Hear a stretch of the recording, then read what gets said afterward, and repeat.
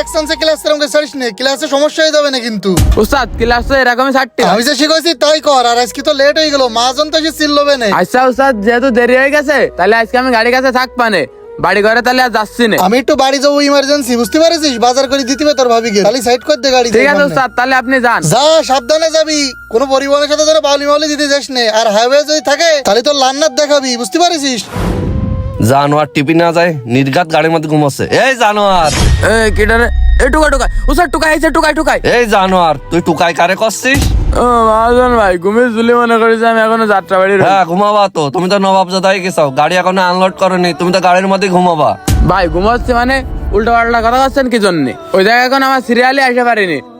আরে কাঁচা বাজার দিয়ে গাড়ি ঢুকাবো, দুটোর আগে গাড়ি ঢুকানো যায় না। আর আমি লিভার সর্দারের কাছে ফোন দিচ্ছি, সে আমারে কয়েছে এই জায়গায় সিরিয়াল মেলা রয়েছে, তুমি বাজারের দিকে থাকো, আমি তোমারে ডাক দিয়ে নিবা। হ্যাঁ তাই তো, তুমি তো লেবার সর্দারের কইছো তুমি আজকে গাড়ি আনলোড করবা না, টিপি যাবা না, এই জন্যই তো বিভিন্ন তাল বায়না শুরু করিস। মহাজন ভাই, এসব ব্যাপারে আমার সাথে কথা কোনো লাভ নেই।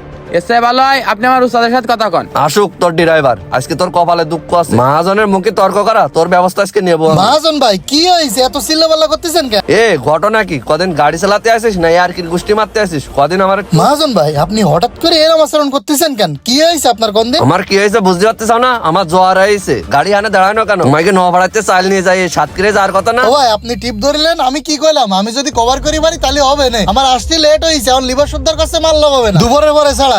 এখন আমরা কি দুইজনে মিলে আনলোড করে দেবো গাড়িতে? কোন দিন মাল না নামালে এখন কি করবো? সিরিয়াল মেলা। হ্যাঁ আইসাও তো নবাবজাদার মতন, সিরিয়াল কি করে মেনটেন করবা? এই জন্যই তো আমার গাড়ি আনলোড করতে পারলে না। আমি এত কিছু জানতে চাচ্ছি না, আমার ধরা টিপ কোনোভাবে যেন মিস না। নপাড়া টিভি চাল ইমার্জেন্সি সাতক্ষীরায় চাল লাভাইয়ে বুমরায় চলে যাবি, বুমরাইতে লোড করে ঢাকায় যাবি, কিস্তি চলে আসে, আমার টাকা লাগবে। ভাই অবাস্তব মার্কা কথা বললে কি হবে?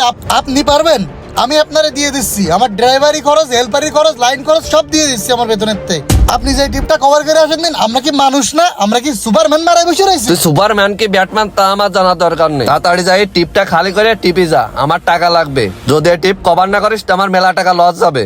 ভাই বিষয়টা তো আপনি বুঝতেছেন না, ইশারা দান দেওয়ার সাথে আপনি গেছেন কম্বলের তলে। আর আমরা ওই জায়গাতে যখন গাড়ি লোড করে বেরোইছি তখন বাজে রাত 3টে, আর একই করে গাড়ি লোড হয়েছে 6 কান। আর আমরা এই জায়গায় যখন এসে পৌঁছেছি তখন বাজে বেলা 9টা। আমরা কিভাবে গাড়ি আনলোড করবো? এখন আপনি যাই দেখেন পয়েন্টে 4 কান গাড়ি আসছে। আপনি যদি পারেন কোনোভাবে আমাকে গাড়ি খালি করার ব্যবস্থা করে দেন, আমরা আপনার টিপ উঠাই দিচ্ছি। এই একসাথে লোড হওয়া গাড়ি, উরা সিরিয়াল পালে, তোরা পালে নিয়ে, তোরা কি ঘুমাই আসছিলি রাস্তায়? ভাই আপনি মনে হয় একটু বাংলা কথা কম বোঝেন।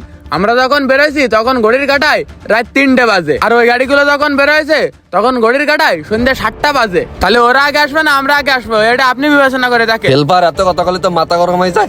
দে গাড়ি চাবি দে, তুই গাড়ি মাড়ি চালানো লাগবে না। দে আগে দে গাড়ি চাবি দে। মহাজন ভাই সামান্য একটা টিভি জাতি পারতেছি না বলে আপনি গাড়ির চাবি কাটিয়ে নিচ্ছেন? কি সামান্য কথা? আমি ওইসব ড্রাইভার চিনতে পারতেছি না, আমার কিস্তির জ্বালা রয়েছে। তোরা এখন লাভ, আমি অন্য ড্রাইভার দেখ। ভাই 1 সপ্তাহ কাটে আসলাম সিলেট চিটাগাং রোডে, ঢাকায় টিপ মারলাম অনবরত।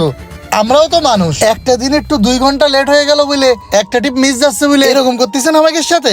ঠিক আছে ভাই, চালালাম না আপনার গাড়ি, ধরেন আপনার গাড়ির চাবি, আপনার আমানত, আপনারে বুঝিয়ে দিলাম। শাকিল নেমে আই। যা দেখ পানে, দেখি আমি ড্রাইভার পাই কিনা। তোরে বলতাম না মোটর লাইনের চাকরি হচ্ছে কচু পাতার পানির মতো, এক জলকে থাকবে আর এক জলকে থাকবে না। মোটর লাইনের এই জগৎটা এমন একটা জগৎ যেখানে আপনি অপরাধ না করেও অপরাধী, দোষ না করেও দোষী। মহাজন আপনাকে গাড়ির বিনিময়ে কিনে নিয়েছে, আপনাকে যা বলবে তাই করতে হবে, নইলে এভাবেই আপনার পেটে লাথি দিবে।